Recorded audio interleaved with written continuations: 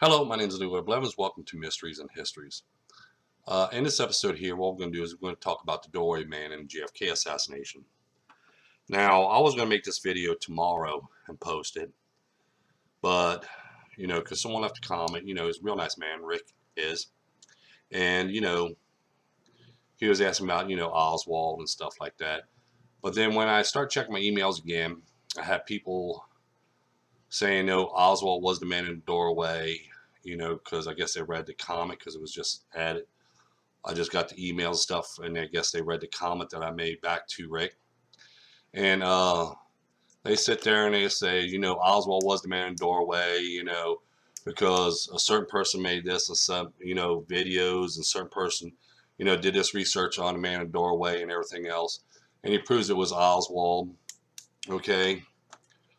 What I want to do is, okay, a lot of people know when it comes to, like I said, when people do research in JFK assassination, they're only going to give you a little bit, because if they tell you the whole story and they show all the evidence and stuff like that, they're going to blow their case out of the water.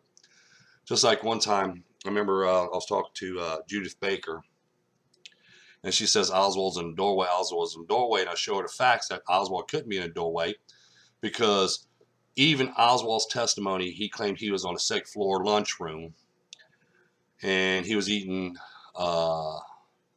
his lunch with two other gentlemen. But then he changed the story a little bit, and he says, no, he was on a second floor lunchroom the whole time, eating a cheese sandwich in the corner. Okay, no matter which way you look at it, Oswald's claiming he was on the second floor at the time of the assassination, as he stated. But with people pointing out Oswald's in the doorway, okay, they're calling Oswald a liar. So I point this out to her. And plus I show her this evidence, what I'm about to show you. So she turns around and she changes the story now. Now Oswald's not in the doorway. Oswald was on the second floor, but he was throwing firecrackers out now. Now the story gets longer again, because he's throwing firecrackers out now from the second floor window to warn JFK about the assassination. But anyway, I want to point out some facts here. Okay. Here we see right here, and they're going to use this when they do All-Gens image number 6 here. Remember, this is actually original black and white. I colorized it. When I colorized it, I actually colorized the wrong color for the gentleman's jacket that he has on, or coat, or, flannel shirt. I'm going to call it a flannel shirt. Okay, they claim this guy right here, if you watch my cursor, this is Lee Harvey Oswald, as they claim. And they're going to say, well, here's my evidence of this is Oswald, because see the face, see the hair, and all this other stuff. But they're also going to point this out and say, look at here. Okay, they're going to say like this. Let me pull this up. Look at here. Oswald has the same jacket on right here. Same coat, everything else. No, it's not the same coat. And here's the reason why, or jacket, or flannel, whatever you want to put it. Okay, because what people don't know is when Oswald, when he was at work, he had a t-shirt on when he left, okay? Taxi cab driver and his testimony stuff, if you read the whole testimony, he picked up Oswald. Oswald had a t-shirt on. Oswald left his jacket at work. This jacket here that we see him when he got picked up in the police station, okay, this jacket here, all right, he placed on after, now listen to me, after he went back to his boarding house and washed up and changed clothes. That's when he put this jacket on. He did not have this jacket on when he was at work. Okay, he placed his jacket on himself 45 minutes after the assassination, when he went back to his boarding room. So that eliminates this jacket part here. Okay, and this being Oswald. Now, someone says, well, Oswald, this has got to be Oswald, because if you look at it, he has a TV neck shirt on right here. A V shirt on, V t-shirt on right here. Okay, this is not actually a V t-shirt. It's like someone kept on pulling it down like this. That's why it looks like it's in a V, but it's not. It's actually a regular t-shirt. Okay, but let's look at that for a moment.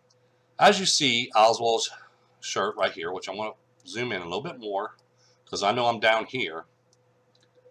See the bottom, Oswald's chin, and the bottom and the top of the t-shirt right there? But we look over here, and we're going to say, and we're going to look, excuse me, as far as it's going to go, we can see that that t-shirt is right against the guy's neck. So it's right against the guy's neck. So these are not even the same t-shirts, but people want to point out these are the same t-shirts when they're not. They want to point out this is the same jacket when they're not, because Oswald didn't have this jacket on when he was at work at Texas School Book Depository that day. He had this on after he went back to his boarding house 45 minutes after the assassination. Now, the man in front of the doorway here is actually Billy Lovelady. This can be proven not only by the same jacket that he had on that day, which he still has, which is a flannel coat, basically, a flannel shirt. That's a flannel shirt that he has on, okay? And in other films and images, here we see Lovelady with that flannel shirt on as well, and he's in the doorway. Now, there's other films too, but you have to actually know where you, at the time of assassination, when JFK's car makes a turn on Elm Street, there's a part of the film where it shows Bill Lovelady on this side, and it shows him in that area, and he has this flannel shirt on right here, which is red, and it's also in color, so we know this is a red flannel, okay? But this is Bill Lovelady right here. He was in the doorway.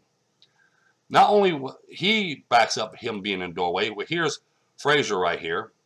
This is the man that took Oswald into work today. He said Bill Lovelady was in the doorway because he was right behind Bill Lovelady. Okay, and this eventually came the prayer man, which I'll make a video on that. The man they call the prayer man was actually him, Frazier. Excuse me, Frazier. Sorry about that. This is Frazier right here.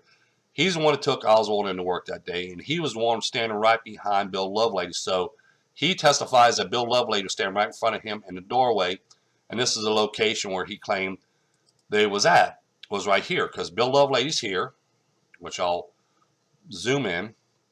I'll go into the other one. How's that? Which is a little bit more colorful here. We'll go into this one here without a lot of images in the way.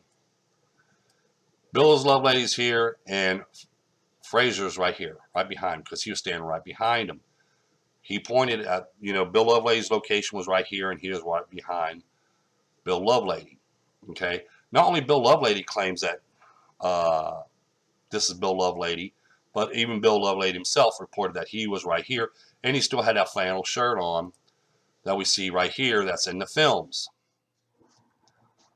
Okay? We see him with that same flannel red shirt on right here. Okay? Like I pointed out, Oswald, okay, did not have this jacket on when he was at work that day. This jacket didn't come in play until after he went back to his boarding house 45 minutes after the assassination. That's when he went in there, washed up, changed clothes, and put this jacket on stuff, because this is also in the reports as well. But like I said, they're not going to tell you this in reports, because especially a man's going to point out and says, this is right here. This is Lee Harvey Oswald right here in the doorway. They're going to point this out, this Lee Harvey Oswald in the doorway. Then they're going to go ahead and pull this up and say, we can prove this is Lee Harvey Oswald because of the way he looks, and he has this same jacket on right here. Okay, which I want to do it this way so we can see it over here. See, he has this, oops, I'll put it right here. He has the same jacket on, so this has to be Lee Harvey Oswald, because this jacket is the same as well, and they're going to point that out. But they're not telling you that, hey, wait a minute, Oswald had a t-shirt on that day when he left. He did not have this jacket on until he went back to his boarding room. They're not going to tell you that. This is in the reports, but they're not going to tell you that, because if they tell you that, what's going to happen? It's going to blow their case away of saying this is Oswald in the doorway. Okay, which it's not. Just like I said, anybody that makes a claim that Oswald was in the doorway. Now remember, you're going to say Oswald's innocent. He's a patsy. He's telling the truth. He didn't have nothing to do with assassination. Okay, but you're going to say, no, Oswald's in the doorway, but Oswald himself claiming he was on the second floor the whole time. You're actually calling Oswald a liar as well if you're going to say Oswald was the man in the doorway, because Oswald was not the man in the doorway. Oswald said before this claim even came up, Oswald said he was on the second floor lunchroom the whole time, okay, eating a cheese sandwich and all this stuff. But people saying, no, here's Oswald here. If Oswald was outside the doorway, all Oswald would have to say is, hey, I was in the front in the doorway. Nobody's seen him there. Everybody didn't even see Oswald after the assassination. No one didn't see Oswald here. There's nobody to verify Oswald being here. But there's like 7 or 8 eyewitnesses that did testify that this is Bill Lovelady right here, especially Frazier himself claimed that was Bill Lovelady right here. Okay, we have people, eyewitnesses and stuff, claim this is Bill Lovelady, not Oswald. People today wants to push a theory about Oswald being a man in the doorway so they could try to get people to believe in their research, so they get people in there to study this or study that, you know, but they're not, okay? Just like right here, when we put the colors back into it the way they're supposed to be, we can see it's a red flannel shirt that this guy has on. And as you see here, and the other films and images, a red flannel shirt, okay, with dark spots in it. You can see there's dark spots in it.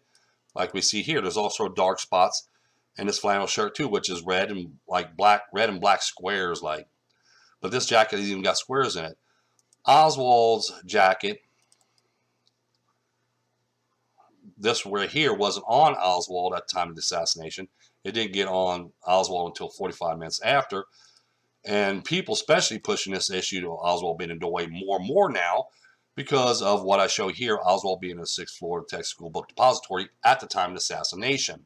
And they don't like that. So they're going to say, well, no, Oswald's a man in the doorway. Like I said, I point out things in photographic evidence. Okay, if Oswald said he was a man in the doorway and stuff, then I'll look at this and I'll go, okay, well, if he had just a t-shirt on without that flannel on, and Oswald did make a statement that he was on the 1st floor, I mean at the doorway, and if other people, you know, testimonies said, you know, Oswald was in there, I could say, okay, yeah, I believe it. That's the man in the doorway. That is Oswald. Okay. But with Oswald not having that jacket on, and only a t-shirt, and Oswald stating in his testimony he was on the 2nd floor lunchroom, okay, and with no other eyewitnesses to back his location up, especially in front when everybody claimed that, yeah, that's Bill Lovelady, even eyewitness accounts, even Frazier himself said that's Bill Lovelady, excuse me. Okay, now we have an image of Bill Lovelady in there, and we have films that shows Bill Lovelady being the man in the doorway. We have eyewitness accounts claim that that's Bill Lovelady as well. Oswald claimed he was on the 2nd floor lunchroom during the whole time. So anybody's going to make the claim that Oswald being the man in the doorway and trying to point this jacket out, saying he had this on, no, he didn't. You know, all they're doing is giving out more false information because they're trying to prove Oswald was a patsy. Okay, they want to prove that Oswald is a patsy, but there's no evidence to show that he was a patsy. All the evidence clearly show that Oswald was a part of the assassination. Whether you want to believe that he took shots from there or not, he did set up the sniper's nest. He did order that car counter rifle. He did place that decoy rifle there. So either way you want to look at it, Oswald was a part of the assassination, and Oswald was not the man in the doorway. We could prove this by photographic evidence of films, images, and testimonies. Okay, Oswald was not the man in the doorway. The man in the doorway was Bill Lovelady. Don't forget to hit the like button. Don't forget to subscribe. Don't forget to tell your friends about this and everything else. Thank you and have a pleasant day. And there you go, Rick. Made the video for you, buddy. You have a nice day now, bud. Bye.